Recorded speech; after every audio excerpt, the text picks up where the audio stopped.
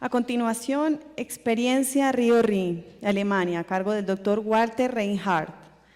Él es director en la Autoridad del Medio Ambiente del Estado Federado GESEM, miembro del Gremio Nacional de Normas Técnicas, miembro nacional experto en procesos de concesión para oleoductos, más de 50 publicaciones en revistas especializadas, moderador examinado en talleres y conferencias en el ramo del medio ambiente. Bienvenido, doctor Walter.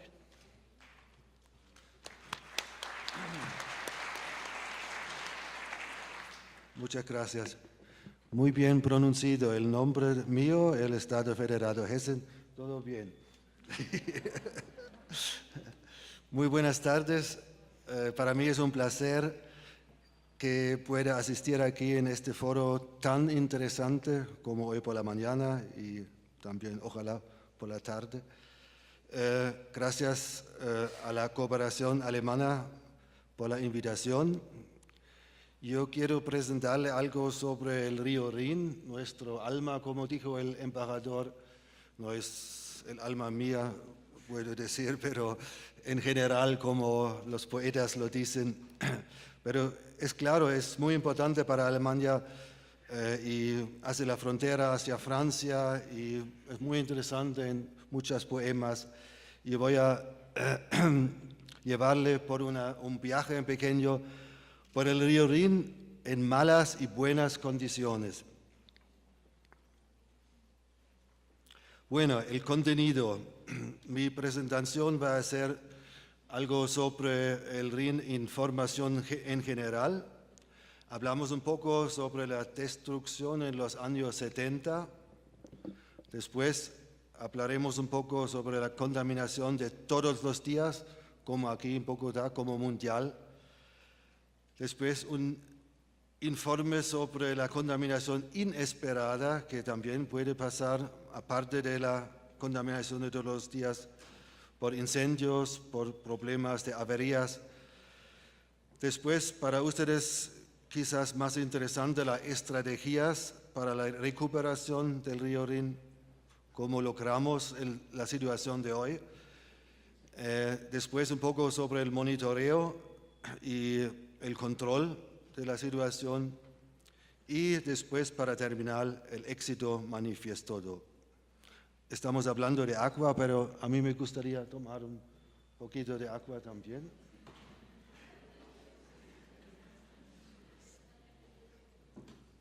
No es del río Bogotá, no. Salud. En esta transparencia pueden ver el Rin, como corre de Suiza, de los Alpes, bajando hacia frontera como Francia y nace en el Mar del Norte, en el País Bajo. Otro. Lo raro es que el Rin tenemos vecinos de naciones de 8 estados. En Europa es casi mundial, algo único, aparte de la Danubia. La Danubia tiene unos, creo que 10 o 11 estados que tienen parte del Danubia, como Austria, Serbia, Rumania, etc. Es un poco similar con el río Magdalena. Creo que el río Magdalena tiene una longitud de 1.500 kilómetros y la superficie de la cuenca del río Magdalena me parece 230 o 40 mil kilómetros cuadrados. En Alemania, en la cuenca en Alemania, unos 34 millones de habitantes sirve para producir agua potable. Para producir agua potable, el río Rin sirve para 17.5 millones de habitantes, es mucho.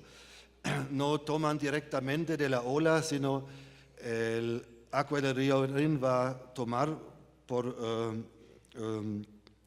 tomando de la ola, pero lo van a pasar por un pasaje en las orillas y por pozos va a extraer de nuevo para servir como agua potable. No es directamente, si es así, cuando pase un incidente de un barco, algo no va directamente a los tubos y directamente a los hogares. Eso no hay que temer.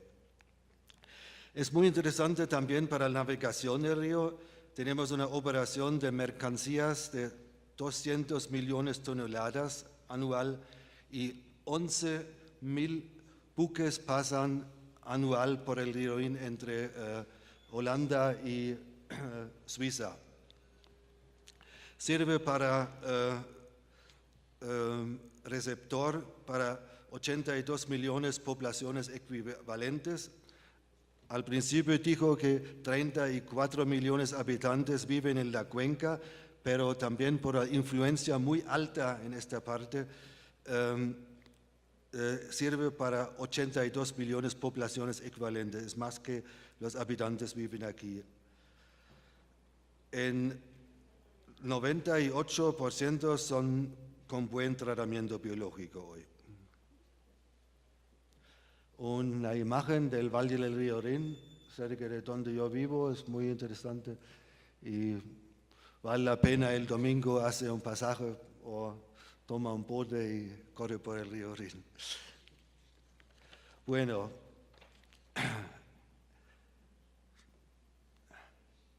es la esquina en Koblenz, la esquina del Guillermo II.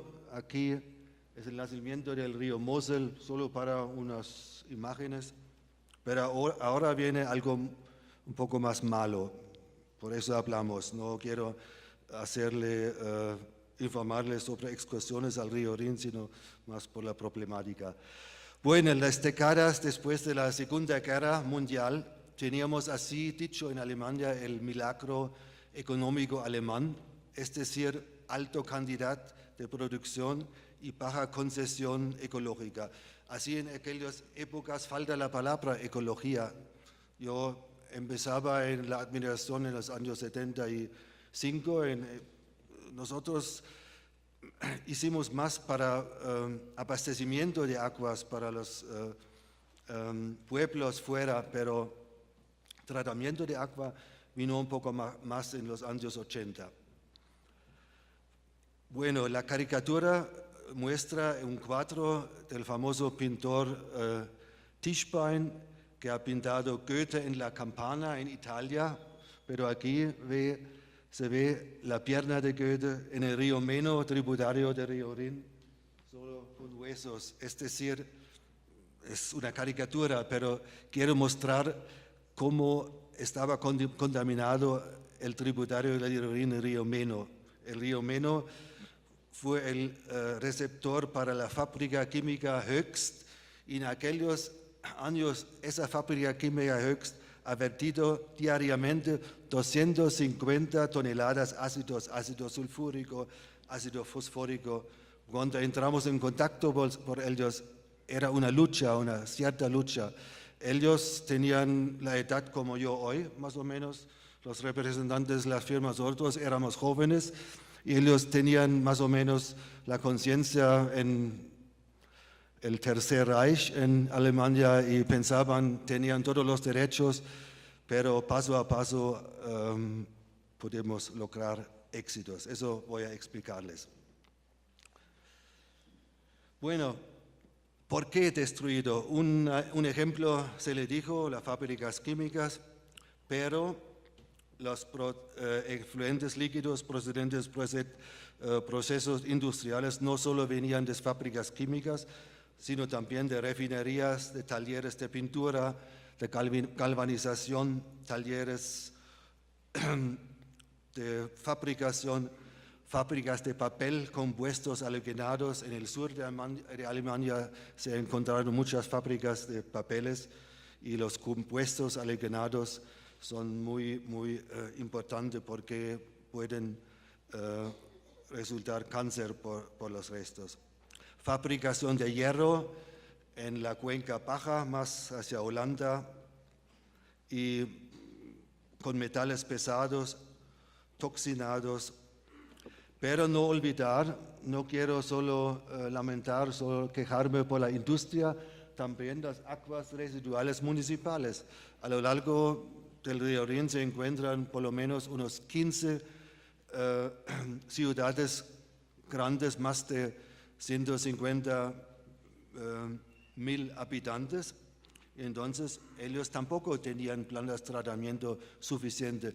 Tenían plantas, pero solo con primera etapa, plantas mecánicas, plantas biológicas, pero sin denitrificación, sin reducir el fósforo, que también juega un gran papel. No sé que en Medellín tiene una planta con denitrificación o con reducción del fósforo, eso no había entendido, pero hablamos un poco más tarde. Yo quería preguntar, pero lo olvidé. También las aguas pluviales juegan un gran papel si no se trata, porque todos los restos de cauchos en las calles van directamente a los ríos. Y entonces, al fin viene la contaminación de todos los días, también de campos de agricultura con pesticidas y fertilizantes.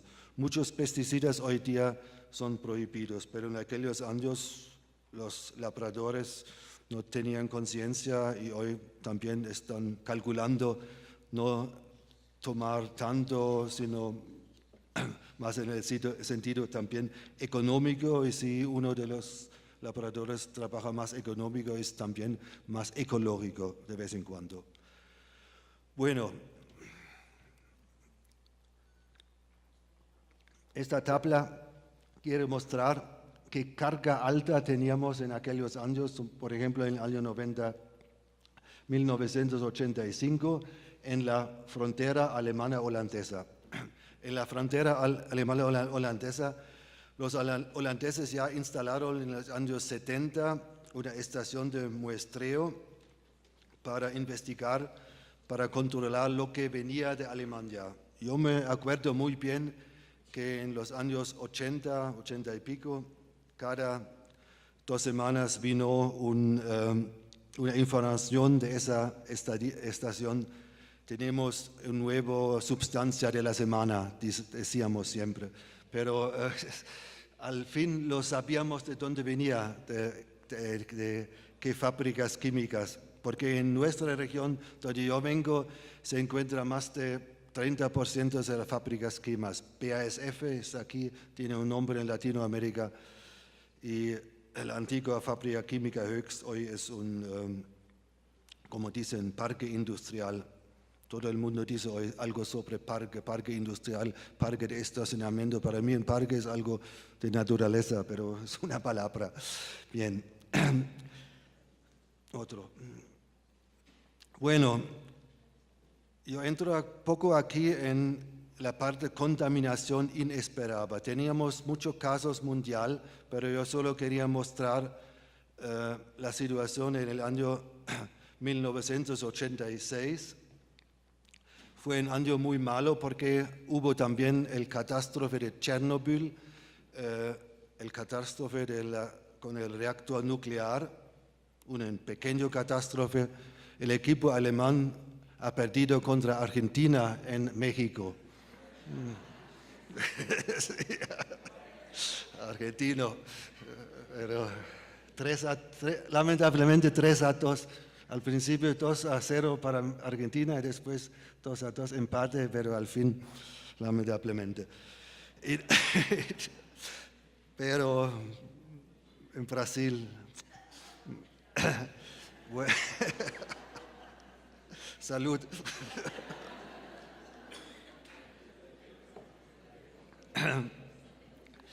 Bueno, más en serio, fue una catástrofe en Schweizer Halle de la compañía Sandoz en Suiza. Un incendio enorme el 1 de noviembre de 1986, informe de bomberos, incendio del depósito 956 de la compañía Sandoz cerca de Basilea. ¿Qué ha pasado? Ha quemado un depósito con muchas sustancias peligrosas. Los bomberos vinieron para extinguir el incendio, el fuego, pero no pensaban que todo el agua fue directamente al río Rin. Aquí dicen unas cifras, hasta 20.000 metros cúbicos de agua usado por el cuerpo de bomberos, contaminado por aproximadamente 30 toneladas de pesticidas, unos 200 kilogramos compuestos de mercurio, muy tóxico para toda la vida en el Rin, se descargó directamente al río. En aquellos años empezamos en Alemania en los años 80 con mejoramiento de las plantas de tratamiento y en este momento vino este golpe muy malo. Aquí se puede ver un ejemplo, el resultado visible de la avería. A la izquierda la vida acuática antes en la cuenca alta del río Rin y después de la catástrofe ecológica. Se puede imaginar que toda la vida en el tramo alto del río estaba biológicamente muerto. Duraba unos 2 años más o menos para hasta que se haya recuperado el río por los tributarios del Bosque Negro, etcétera, etcétera, que ha venido con nueva vida, con microorganismos. Entonces, hemos sobrevivido, pero nunca ha pasado. Eso fue un fanal, esa catástrofe fue un fanal para una estrategia internacional de todas las naciones a lo largo del río para que se reúnan y que piensen sobre sistemas seguros para la industria. Yo se le dije que estaba ya trabajando en la administración en el Estado Federado de Hessen, en cuando nosotros jóvenes venimos a la fábrica química Höchst, ellos siempre nos dijeron, un tanque no necesitamos, nuestro alcantarillado tiene demasiado volumen para recibir todos los problemas, pero 2 días después nos pusieron la solicitud para levantar un tanque con un cierto bypass que las aguas negras de la fábrica, cuando pasara algo en la fábrica, se puede llevar a un tanque normalmente sin agua para proteger la planta de tratamiento. Fue un programa muy grande en toda Alemania. Bueno, llegamos después de esas cosas, digamos, malas, a la estrategia para el saneamiento, un mejoramiento sostenible. Bueno, todas las naciones pertenecen a la IKSR, la Comisión Internacional de la Protección del Río Rin, y la Comisión de Protección del Río Rin tiene la oficina en Koblenz, a las orillas del Río Rin. Pertenece Francia, Austria, Suiza, Liechtenstein, Duquesa de Liechtenstein, y Luxemburgo y Holanda. Y se encontraron la Comisión Internacional y elaboraron este programa, la FIA del uso del agua para el río Rin, para el abastecimiento del agua potable, descargo de los sedimentos con sustancias nocivas, porque, por ejemplo, en el puerto de Rotterdam, en Holanda, el suelo fue demasiado contaminado por los años pasados, por metales pesados, tenían que recuperar este pasos también. Lo que quiero destacar ahora es el mejoramiento del efecto de las plantas de tratamiento municipales e industriales. Es un programa más amplio. Reducción de casos de averías. Acabo de decírselo que las fábricas químicas empezaron a instalar tanques para averías especiales, no solo para incendios, también para otras cosas que pasaran en el proceso. Y también un cierto mejoramiento de la situación hidráulica, biológica y morfológica Para el río Rin este este punto no es tan fácil porque el río Rin sirve como para la navegación y en las orillas se puede hacer un poquito para mejorar la situación, pero no como en el río pequeño que pasa con curvas. El río es existente desde hace siglos y no se puede cambiar la situación en total. Y por fin la colonización por salmones. El salmón es un pez que ha vivido muchos años en el río Rin